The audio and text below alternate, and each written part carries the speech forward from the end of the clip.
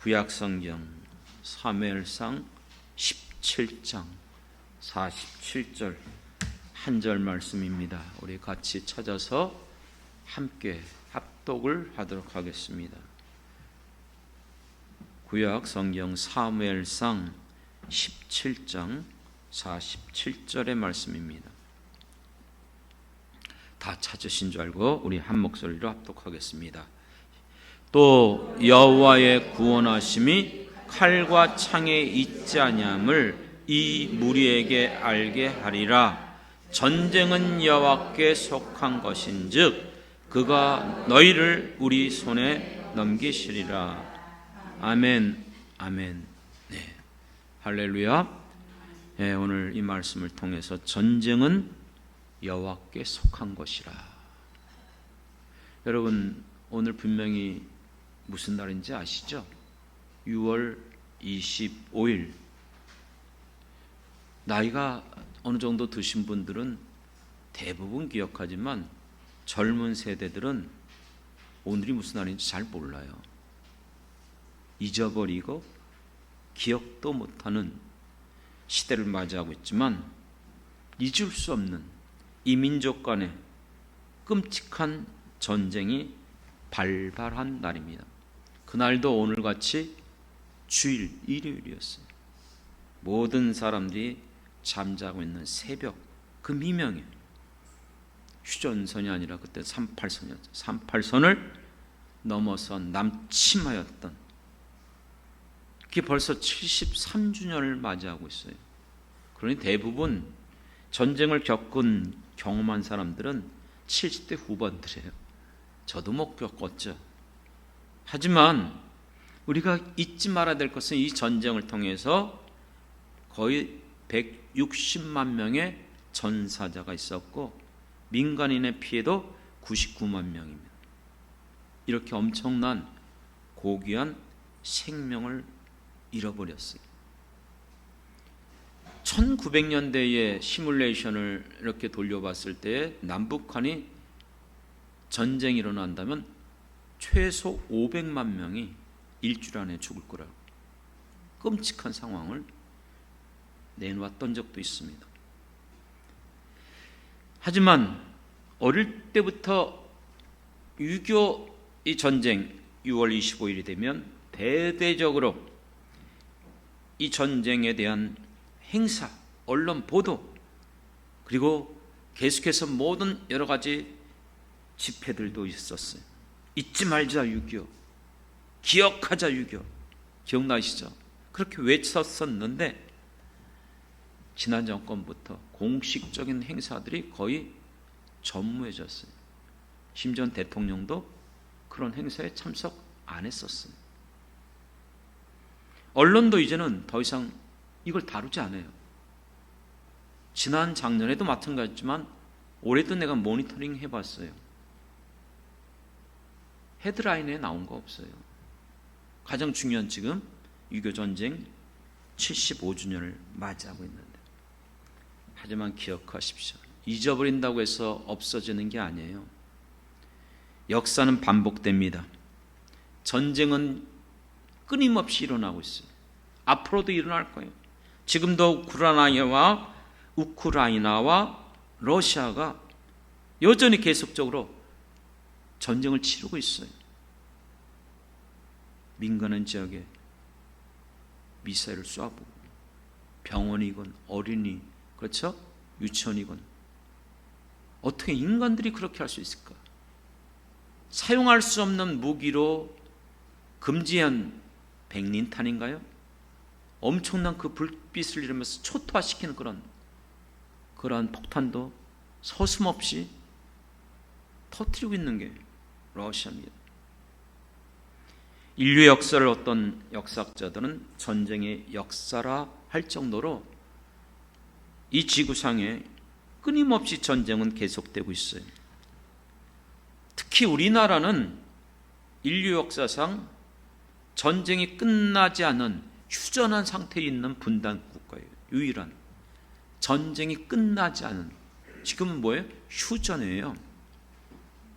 뭐 작년에 무슨 선언을 했다고 해서 없어지는 거 아닙니다. 예, 정말 안타까운 현실이죠.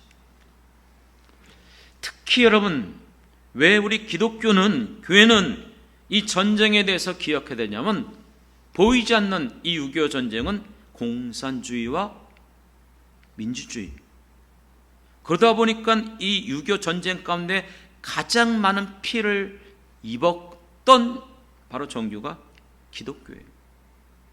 가장 많은 교회들이 불타 없어졌고, 기독교인들이 붙잡혀서 납북되어졌고, 총살당했고,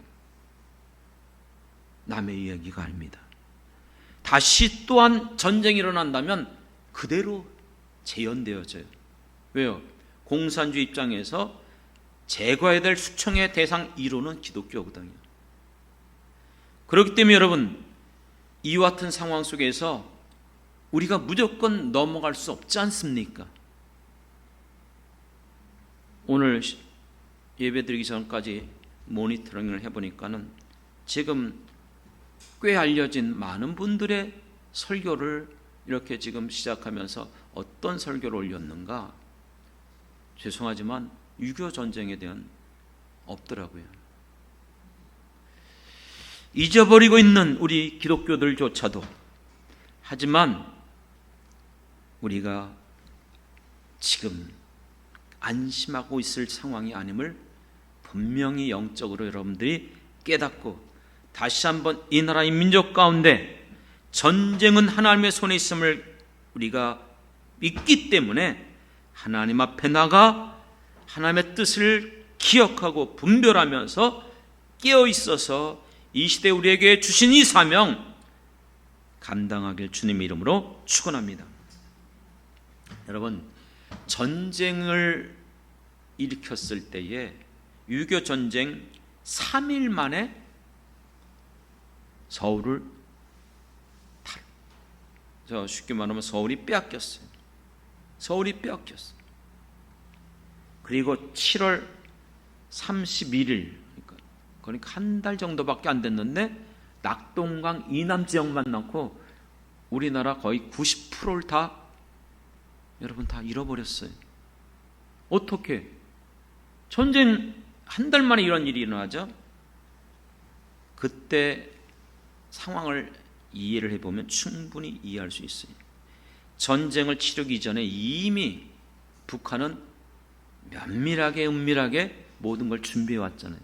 무기도 그렇고, 또 1950년 6월 25일이 전쟁 발발인데 3월 달에 모스크바를 방문해서 스탈린을 만나갖고 전쟁을 승인받았어요. 임명. 그냥 한 게 아니에요. 그리고 5월 13일부터 16일에 베이징을 방문해서 모태똥을 만나서 또 역시 그것도 허락을 받았습니다. 그러면서 겉으로는 우리 남북한 국회의원들과 조약을 맺자, 서로 협의를 하자, 위장 평화조약. 원래 공산주의가 그렇게 많이 해요. 위장 전략을 많이 쓰잖아요. 그리고 그 한 달 전후로 해서 남노당 아시죠? 기점으로 남한 내부의 간첩, 그다음 무장공비들을 계속해서 내보내고 있었어요. 그리고 전방에 지금 모든 이와 같은 정보를 수집하고 있는 정보부에 같은 전쟁 징후가 보인다는 그 정보 올렸지만 수뇌부는 묵살했어요. 받아들이지 않았어요. 그리고 6월 10일에 대대적인 사단장과 연대장, 이 지휘자들이 바뀌고 이동하고 옮겨졌어요.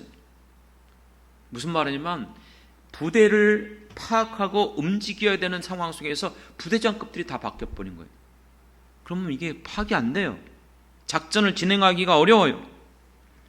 전후만 부대가 교체됐어요. 지금도 이렇게 바뀌어집니다.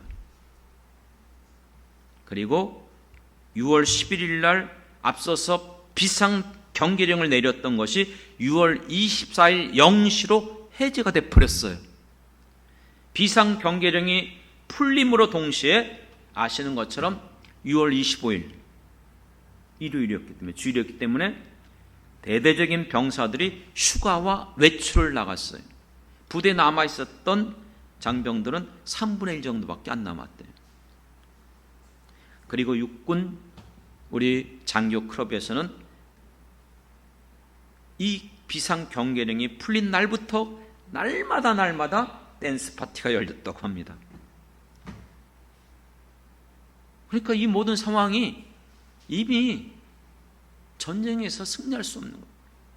그리고 가장 중요한 실제적인 현실적인 전략, 당시 한국과 북한의 전략을 보면 지상군은 비교할 수도 없고, 우리는 탱크도 없었고, 저들은 탱크로 무장돼 있었고, 우리는 비행기가 연습기 그거밖에 없었어요. 저들은 전투기가 211대나 있었어요. 모든 부분에 있어서 비교할 수 없는, 전략적으로도 싸워봤자 질 수밖에 없는 상황이에요. 이와 같은 상황 속에서 6월 25일 주일 다 이제 평안하게, 그렇죠? 쉬고 있는, 잠자고 있는 이 새벽, 가장 실록이 우거져 있는 이 계절적인 특성 잘 살려서 기습적으로 전면적인 전쟁을 일으킨 거예요. 이건 역사가 증언한 거예요. 제 얘기가 아닙니다. 그렇기 때문에 3일 만에 서울이 함락돼 버린 거고, 한 달도 안 돼서 결국 나라 90%를 잃어버리고 낙동강 이남만 남았었던 상황이에요. 지금은 어떨까요? 지금 북한과 남한의 군사력을 비교한 것을 찾아봤어요. 봤더니 6.25 전쟁이 일어났을 때 우월했던 북한과 우리의 남한, 그것과 비교 불가해요. 여러분, 우리나라는 세계적으로 보면 군사력이 10위에 들어갑니다. 그리고 경제적으로도 G8, 그렇죠? G7이 아니고 G8. 그러니까 G8에 들어갈 수 있는 세계적인 경제 이 규모를 가지고 있어요. 정치적으로도 그렇고 모든 부분에 있어서 결코 북한이 전쟁을 일으킨다고 해서 이길 수 없어요. 그러니까 북한이 유일하게 달려들고 있는 것은, 가장 효율적인 전쟁의 수단은 핵무기와 미사일밖에 없는 거예요. 그래서 계속 그걸 하고 있는 거죠.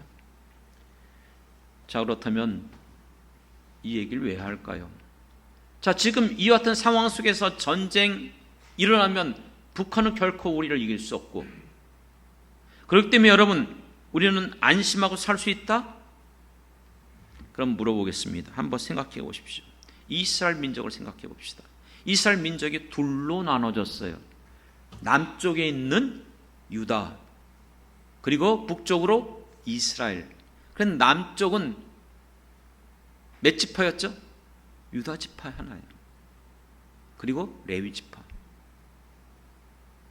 북이스라엘은요, 10지파. 그러면 상황을 보십시오. 모든 인구수, 군사력, 영토 가지고 있는 힘, 어디가 더 우월하죠? 당연히 이스라엘이 더 우월하죠. 그렇다면 어느 나라가 더 빨리 멸망했습니까?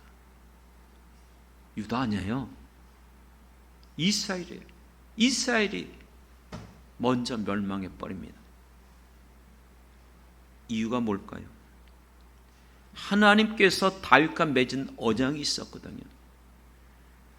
내 나라, 내 자손, 너를 통해서 영원한 메시아의 왕국이 실현될 것을 얘기해 주셨기 때문에 이스라엘의 역사 가운데 수많은 외적의 침략이 왔다 할지라도 하나님은 계속해서 유다를 지켜주시고 보호해 주신 줄 믿습니다. 그렇기 때문에 그 유다 민족의 바로 조상이었던 아브라함과 다윗을 통하여 이 땅에 예수 그리스도가 오게 되신 줄 믿습니다. 우리가 지금 살펴보고 있는 이 사무엘상의 내용도 살펴보십시오. 사울 왕과 다윗을 비교하면 모든 권력, 권세, 힘 누가 가지고 있죠? 사울 왕이에요. 다윗은요, 도망자예요. 잡히면 붙잡히면 죽어요. 이런 상황 속에서 성경은 어떻게 표현하고 있다고요? 누가 더 강해져 갔다? 사울이 아니에요. 사울은 약해져 갔어요. 다윗은요, 점점 강해져 갔어요. 이유가 뭐예요? 동일해요. 하나님께서 다윗에게 약속했고 다윗을 언약해 주셨고 세워 주셨기 때문에. 그렇기 때문에 여러분, 전쟁은 우리가 생각하는 것처럼 겉에 눈에 보이는 것에 의해서 무기수, 전략, 그것이 중요한 것이 아님을 보여주고 있어요. 그 증거가 오늘 본문의 바로 말씀이에요. 여러분들이 잘 알고 있는 오늘 본문은 누구와의 싸움 속에서 나온 얘기죠? 골리앗과 다윗의 싸움 속에서 나온 말씀입니다. 여러분, 이스라엘과 블레셋이 전쟁 중에 있었어요. 그런데 블레셋의 가장 뛰어난 장수 골리앗이 나와서 이스라엘 전군을 상대로 협박합니다. 누구든지 나와서 싸워라. 너희가 이기면 우리가 너희의 노예가 되겠다. 너희가 지면 우리의 노예가 되라. 한 사람이 와서 그렇게 외치는데도 누구도 거기에 대해서 대답을 못해요. 두려워 떨고 숨어 있어요. 이 상황을 본 다윗은 어떻게 반응했습니까? 현실적으로, 현상적으로 그는 아직 젊은 청소년 정도 되는, 그러니까 그 형들도 다윗을, 그렇죠? 오히려 신란했잖아요. 그리고 사울왕에 갔을 때도 무기 줘봤자 맞지도 않아요. 그런데 이와 같은 다윗이 어떻게 그 골리앗을 향해서 나갔습니까? 사울도 분명히 그랬어요. 저는 처음부터 훈련된 자라, 용사다. 너는 안 된다는 거예요. 그럴 때 다윗이 말한 게 뭡니까? 내가 예전에 내 양을 지킬 때에 사자와 곰이 나와서 내 양을 해하려고 하면 내가 하나님 주신 능력으로 그 사자와 곰의 입을 찢었다는 거예요. 지켰다는 거예요. 그렇기 때문에 골리앗을 향해서 그가 나갔던 이유는 다른 게 아니에요. 다 읽지 않았지만 45절에서 말씀하는 것처럼 너는 칼과 창과 단창, 다시 말하면 이 세상에 있는 무기, 전략, 바로 그 같은 군인, 군사력을 가지고 나오지만 나는 내가 모독하는 만군의 여호와의 이름으로 나가니라. 할렐루야. 오직 그거였어요. 전쟁의 승패가 전략에 있다, 무기에 있다, 군사력에 있다.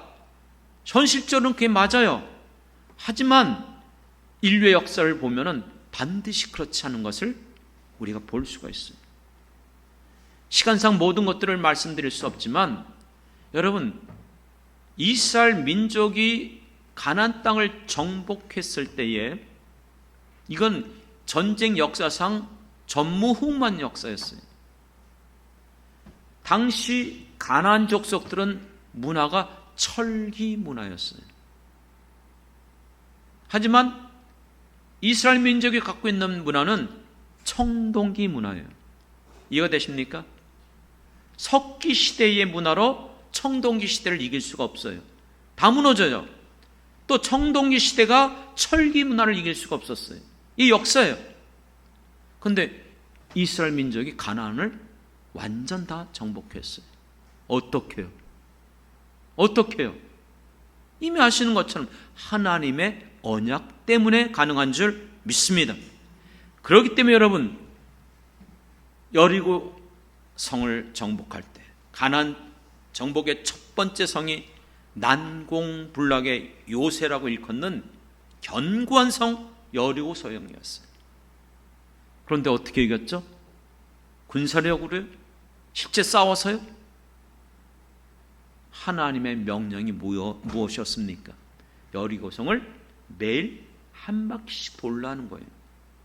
그리고 마지막 7째 되는 날은 7번 돌라는 거예요.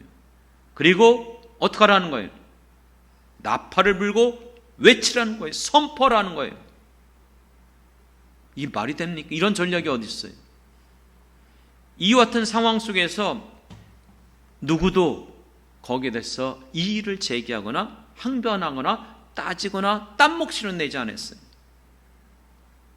아무 목소리도 않고 잠잠히 하루에 한 번씩, 7째 날은 그것도 7번이나 돌았어요. 그럴 때에 하나님의 놀라운 능력으로 여리고성이 무너져 내린 거 아닙니까? 그 다음 싸움이 뭔지 아시죠? 아이성을 이제 함락하게 됩니다. 치르게 되는데, 아이성은 여리고성에 비해서 보잘것없는 작은 성이었어요. 쉽게 생각했어요. 그래갖고 일부 다 갈 필요도 없다, 일부만 가서 전쟁을 치렀는데 결과는 여리고성과 완전히 정반대 대패했어요. 많은 이스라엘 병사들이 죽었어요. 그 이유가 뭐예요? 전략적으로, 군사적으로 어떤 거로 봐도 당연히 이길 줄 알았는데, 아시는 것처럼 한 사람의 범죄, 아간의 범죄함으로 말미암아, 그렇기 때문에 여러분, 전쟁에서 패할 수밖에 없었던 거예요. 그렇기 때문에 여러분 기억하십시오. 전쟁이 있어서 수가 많고 적음에 있는 것이 아닙니다. 군사력에 있는 것이 아니에요. 칼과 창과 단창에 있는 것이 아니에요. 전쟁은 분명히 오늘 말씀처럼 누구에게 속한 것이다? 하나님께 속한 것이다. 전쟁을 일으키고 전쟁을 승리케 하는 건 하나님의 손에 있음을 믿습니다. 그렇기 때문에 이와 같은 상황 속에서 하나님을 의지하고 믿음으로 나가는 하나님의 사람들이 필요한 거예요. 지금 이 시대는 어떻죠?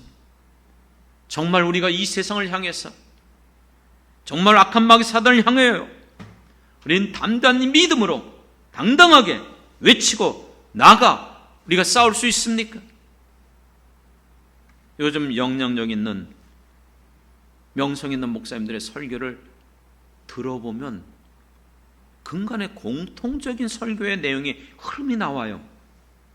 그 설교 중에 아마 제가 저기면 또 제 설교 갖고 뭐라고 말할 사람 많이 있겠지만, 그분들이 설교한 거예요.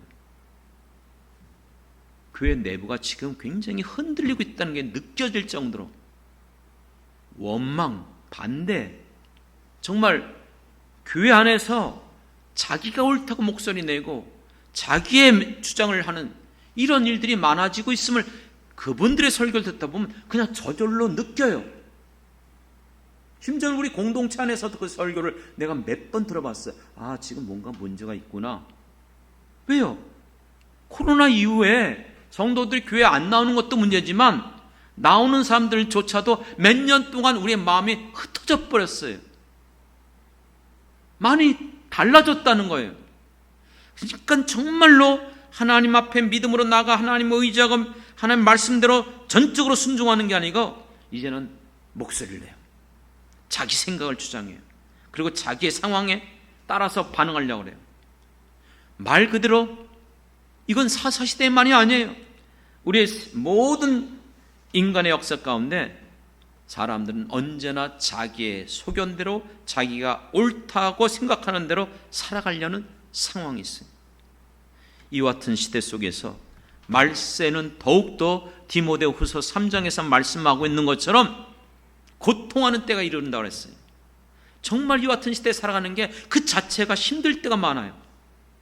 그래서 그 같은 굉장히 유화시키고 굉장히 부드럽게 말씀하고 굉장히 간접적으로 말씀하고 있지만 듣다 보면 아, 지금 굉장히 어려움이 있구나, 아, 지금 교회에 좀 문제가 일어나구나, 이게 지금 많은 목사님들이 예전의 설교에 비해서 그런 설교들이 많이 일어나고 있음을 깨닫게 됩니다. 오늘 우리에게 있어서 정신 차리고 우리가 깨어 있어야 되는 것이, 우리가 복음성과 했던 것도 세상의 유혹 시험이 내게 몰려올 때에 이와 같은 시대 속에서 악한 마귀 사단은, 공중의 권세를 잡은 이 악한 마귀 사단은 거짓과 속임수로 모든 것들을, 이 세상을 무너뜨리고 있습니다. 우리는 이와 같은 속에서 어찌할 바 모르고 실패와 절망 속에서 우리는 신음하고 있음을 우리가 불렀던 찬양 그 내용 아닙니까? 하지만 이와 같은 속에서 주위를 돌아보면 아무도 없는 것처럼 보이고 정말 사람들이 믿음을 버리고 떠나가는 것처럼 보여도 지금도 우리 안에서 역사하시는 우리 주님과 그리고 남겨두신 믿음의 사람들이 있음을 믿습니다. 생각해 보십시오. 왜 기브온 300용사 많은 군사들이 있었지만 추려서 300명만 남겨뒀죠. 인원수가 중요한 게 아니라는 거예요.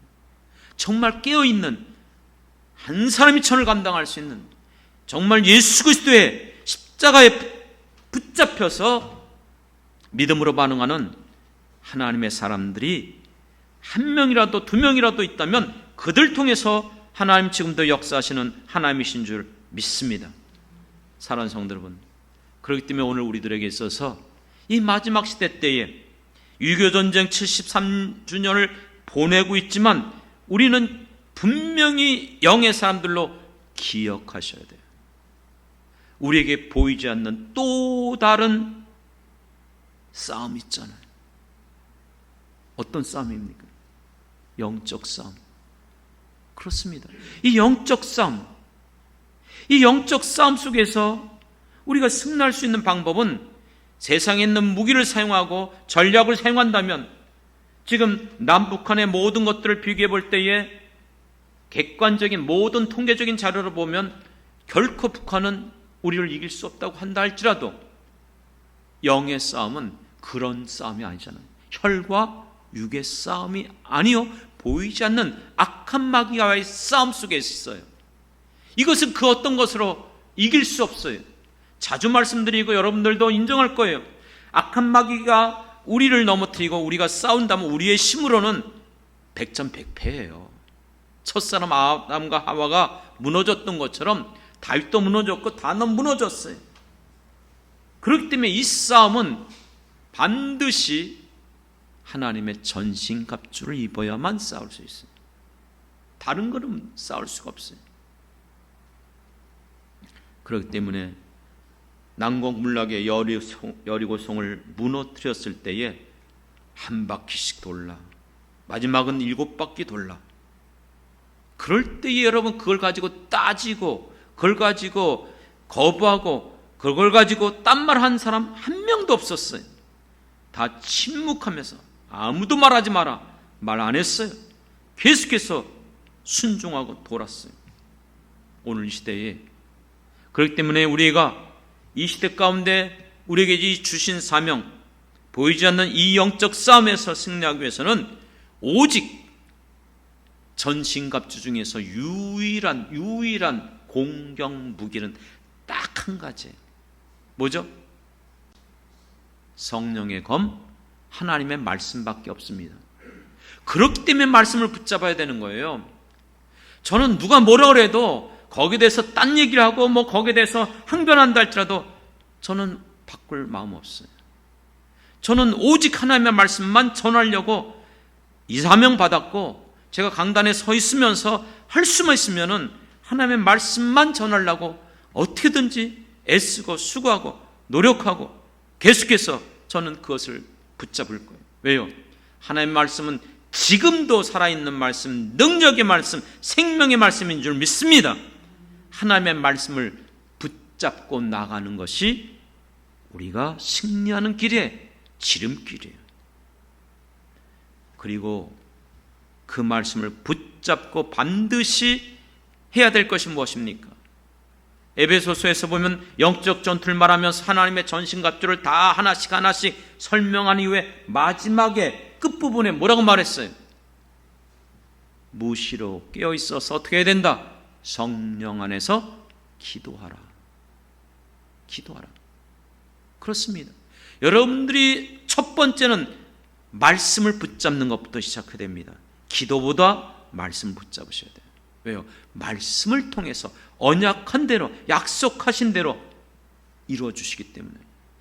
밤기도에 우리가 사무엘상을 살펴보면서 사울왕보다 다윗이 왜 점점 강해져 갑니까? 다른 거 아니었잖아요. 그 말씀, 약속했던 언약 때문에. 그래서 지난주 설교도 여러분 말씀드렸던 것이 다윗과 요나단의 언약 아니었습니까? 예수 안에서 우리에게 주시는 이 언약, 하나님의 말씀, 그거밖에 없어요. 하나님은 1.1획도 말씀하신 것 변함없이 이루어 주실 분이신 줄 믿습니다. 그렇기 때문에 말씀을 붙잡고 여러분들이 그것을 믿는다면 반드시 기도해야 돼요. 여러분, 올해를 시작하면서 앞부분에 성령의 강력한 역사가 일어났던 초대교회를 얘기했었어요. 그러면서 사도행전을 말씀드렸던 거 기억날 거예요. 사도행전의 역사가 어떻게 시작됐죠? 예수님의 약속이었어요. 예수님의 약속. 그 약속을 붙잡고 마가의 다락방에 모여서 온 성도들이 한마음 한뜻으로 마음을 같이 하고 전혀 기도에 힘썼다. 그렇습니다. 약속의 말씀을 붙잡고 그 다음에 뭐 했어요? 오로지 전혀, 이 단어가 사도행전에서 나왔잖아요. 위기가 올 때마다, 어려움이 있을 때마다 기도하며 나갈 때에 강력한 성령의 역사가 일어난 줄 믿습니다. 그게 사도행전의 역사예요. 그렇기 때문에 제가 여러분들에게 같이 여러분 이 같은 시대 속에서 강력한 성령의 역사가 일어나기 위해서는 언제나 강단을 통해서 하나님의 말씀을 여러분들이 붙잡고 여러분들이 날마다 성경을 읽으면서 묵상하면서 성령이 내게 주시는 그 말씀 놓치지 마십시오. 붙잡고 우리가 함께 힘써서 기도해 나갑시다. 그러면 하나님 반드시 약속하신 대로 역사해 주실 것을 믿습니다. 이거 우리 아니었습니까? 이건 우리만이 아니에요. 모든 교회들이 그 같은 속에서 하나님의 역사들이 일어났음을 이거는 굳이 살펴보고 간증 안 해도 다 알고 있는 거예요. 사랑하는 성도 여러분, 그렇기 때문에 하나님의 사람들, 성령에 이끌림 받는 사람들은 언제나 말씀을 민감하게 반응하고 붙잡고 한결같이 기도에 힘쓰는 사람들이에요. 이와 같은 사람들을 통해서 하나님은 이 시대 가운데 세우신 주님의 교회를 세우시고 역사하시고 이 시대에 주신 사명 이루게 하여 주시는 것을 믿습니다. 사랑하는 성도 여러분, 정말 여러분들이 분주하고 바쁘고 애쓰는 것, 우리의 지금 현대 삶의 이 모든 것, 저는 그것을 분명히 느끼고 있어요. 그렇기 때문에 몇 주 전에 엘리야가 로뎀나무 밑에 내려가서 죽기를 자처했던 그 상황, 육체적인, 정신적인, 영적인 번아웃 되는 상황을 얘기하면서 이 같은 것을 극복하고 회복할 수 있는 것이 세미한 주님의 음성을 듣고 일어나는 것이라고 했어요. 제가 여러분들의 상황을 모르고 이해하지 못하기 때문에 이런 말을 하는 게 아니에요. 너무나 분주하고 바빠요. 여러분들과 얘기해보고 통화해보면 정말로 밤늦게 들어오시는 분들이 한둘이 아니에요. 그런 속에서 여러분 기도합시다, 말씀 붙잡읍시다, 이율배반적인 것처럼 보이지만 하지만 그것이 아니면 우리가 살아날 방법이 없잖아요. 그것이 아니면 우리가 회복될 수가 없잖아요. 그러니까 지금 왜 이렇게 이런 말씀을 드립니까? 지금 유교 동란 73주년을 맞이하고 있어요. 보이지 않는 영적 전투 속에서 전에도 말씀드렸지만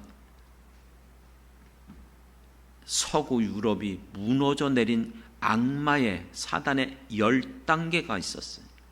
그 모든 단계를 바꿔놨어요. 쉽게 말하면 그것이 다 주어졌을 때 리부팅이 돼버린 거예요. 그래서 겉으로는 민주주의 국가처럼 보이지만 그 내부 안에는 사회주의 국가로 바뀌어진 것이 서구의 모습들이 대부분이에요. 특히 프랑스가 그렇고요. 그것을 그대로 우리나라에 모든 것들이 주어졌어요. 9가지가 다 주어졌어요. 다 해결됐어요. 그런데 딱 한 가지만 남았던 거예요. 뭐죠? 맞아요. 기독교만 안 바뀌고 있는 거예요. 기독교만 무너지면은 그래서 계속해서 지금까지 우리 교회들을 무너뜨리려는 모든 전략을 퍼부었어요. 그럼에도 이 가운데 깨어있는 교회들과 목회자들이 목소리를 냈고, 하나 무너지면은 이게 시작이기 때문에 동성애 차별금지법 그거 통과되면 이제 모든 게 끝나는 거예요. 이미 내부적으로는 벌써 교과서나 성교육이라든가 모든 이런 속에서 이미 바뀌어지고 있어요. 그런데도 우리가 이걸 지켜내지 않으면 우리나라 어떻게 될지 몰라요. 이 나라의 민족이 실제 전쟁이 안 일어난다고? 아니요, 착각하면 안 돼요. 보이지 않는 이 영적 전투 속에서 우리가 이것마저도 지키지 않으면 전쟁 아닌 전쟁 속에서 모든 것들을 잃어버릴 수밖에 없어요. 사랑하는 성도 여러분, 보이지 않는 악한 마귀와의 영적 전투, 그렇기 때문에 우리는 6월달 호국 보훈의 달을 맞이하면서 우리는 나라 민족을 위해서 전통적으로 늘 6월달은 그렇게 기도해 왔던 것이에요. 우리가 왕같은 제사장이라고 일컬음 받잖아요. 세상에 죄악을 품고 하나님 앞에 나가 중보하는 사명, 그게 우리 성도들이 가진, 교회가 가진 사명이에요. 사랑하는 성도 여러분, 자꾸 얘기하면 강요가 되고, 또 여러분 요즘은 정말 그렇게 얘기하는 거 정말 쉽지 않아요. 가정의 달도 가정에 대한 설교하기가 어렵고, 이 호국 보훈의 달을 맞이하면서도 이 나라 민족을 위해서 기도하라고 말하는 것도 정말 어려워요. 예전엔 무조건 6월달 되면 특별 기도회, 나라 민족을 향해서. 그래서 보통 30일, 한 달 내내 했어요. 어느 때부터는 일주일 특별 기도했어요. 근데 요즘은 그것조차도 찾기 어려워요. 물론 지금 말씀드렸던 것처럼 여러분들의 모든 상황을 제가 공감하고 있기 때문에 이렇게 말하면서도 저 마음은 굉장히 불편합니다. 정말 불편해요. 그럼에도 이해를 못하고 제 진실을 알지 못한다면 방법은 없지만 이제 6월달 마지막 한 주 남았어요. 여러분들이 한번 바쁘시지만 이 한 주간 다른 기도보다도 나라 민족을, 더군다나 6.25 전쟁 지금 일어난 오늘 아닙니까? 좀 그런 게 필요하지 않겠어요? 그리고 여러분들이 기도해 주셔야 될 게, 이게 얼마나 정권이 중요한지 보십시오. 7월 1일 날 동성애 축제가 일어납니다. 서울에서. 아시죠? 그런데 참 감사하게도 이번에는 광장에서 못해요. 왜죠? 우리 작년에도 갔었잖아요. 그렇죠? 오세훈 시장이 허가를 안 내줬어요. 1915년 이후에 서울시 광장에서 동성애 축제가 축제가 못한 것이 이번이 처음이에요. 어쨌든 바뀌었기 때문에 그런 거예요. 아시는 것처럼 먼저 박원순 시장이 공언했었어요. 아시아권에서 한국이 제일 먼저 동성애 통과시키는 걸 이루겠다. 몇 번 시장을 하면서 계속해서 했고, 그걸로 인해서 전국적으로 모든 대도시에 다 그게 퍼져나갔어요. 그런데 우리는 어떻게 했습니까?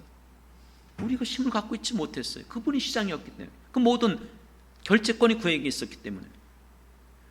그래서 모든 분이 그렇게 기도했지만 저희도 늘 기도했어요. 하만의 계기가 되게 되더라고요. 자기 꾀에 넘어가게 도와주옵소서. 그런데 어느 날 그렇게 되지 않았습니까? 무너져요. 상상도 없던 그 상황이 되어졌고, 지금 오세훈 시장이 되어지면서 이렇게 되어진 거예요. 그러면 저들은 없어질까요? 아니요. 다른 곳에서 하고 있어요. 그럼 우리는 이제 서울시에서 안 하니까 안 해도 되겠죠? 아니요. 이번에도 서울시 의회 의사당 그 옆에, 거기에서 이제 우리 기독교 단체가 중심에서 또 모이게 됩니다. 할 수 있으면 여러분들이 참여하시고 또 기도도 해주시고, 60 넘으신 분들은 여러 가지 상황에서 제한을 두고 있긴 하지만, 그럼에도 어쨌든 간에 지금 이 상황 속에서 우리가 지금 6.25 전쟁이 일어난 이 기점을 넘어가고 있지만 시대적인 현재 상황 속에서 보이지 않는 이 싸움이 여전히 있음을 우리는 깨달아야 돼요. 그리고 이 사명을 누구에게 주셨어요? 오늘 말씀드렸잖아요. 전쟁이 전략에 있습니까? 무기에 있습니까? 맞아요. 겉으로 보면은 북한과의 싸움 속에서 비교할 수 없는 이 전략의 열세 속에서 3일 만에 서울 빼앗겼고 함락됐고 한 달 정도 된 이 상황 속에서 90% 잃어버렸어요. 지금은요 반대죠. 근데 성경을 보니까 아니더라고요. 무기에 의해서, 전략에 있어서, 군사력에 의해서가 아니라 전쟁은 하나님의 손에 있음을 믿습니다. 그렇기 때문에 여러분, 우리가 하나님의 말씀에 귀를 기울이고 성령이 여러분들에게 깨닫게 하는 말씀을 들으시길 바랍니다. 마지막 정리합니다. 출애굽기를 하여 애굽 땅을 벗어나 홍해를 건너 광야를 건너가는 속에서 첫 번째 전쟁이 일어났어요. 그 전쟁이 아멜렉과의 싸움입니다.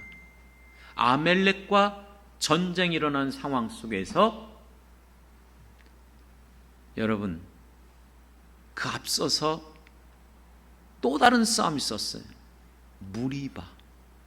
무리바에서 다퉜어요. 싸웠어요. 누구와? 이스라엘 백성들 내부에서 물이 없다고 원망 불평하면서 모세를 향해서, 그럴 때 하나님이 그들이 너와 다투는 게 아니고 나와 다툰다 했어요. 지금 우리가 싸워야 될 대상을 놓치지 말라는 거예요. 육적인 문제로 인해서 지금 우리가 싸워야 될 대상은 악한 마귀 사단인데, 오늘날 교회 내부에 서로 다투고 분쟁하는 것, 누구를 좋아하는 거예요? 누가 원하는 거예요? 이런 싸움하지 말고 바로 아멜렉과의 싸우랄 것을 말씀하고 있어요. 기억하십시오. 우리가 무너지면 다 무너져요. 마지막 남아있는 보루, 오늘 이 시대 한국교회, 교회 수가 없습니까? 성도 수가 없습니까? 그런데 왜 우리가 이 모양, 이 모습이 됐습니까? 정신을 차리고 분별력을 가지고 정말 우리가 함께할 자가 누군가, 싸울 대상이 누구인가, 우리는 영적인 이와 같은 분별력을 우리가 가지고 하나님의 말씀 붙잡고 이 마지막 시대 때에 우리에게 주신 이 사명, 이 나라 이 민족을 향해서 기도하고 정말 이 시대를 향하여서 맡겨주신 사명 감당할 수 있는 저와 여러분이 되길 주님의 이름으로 축원합니다.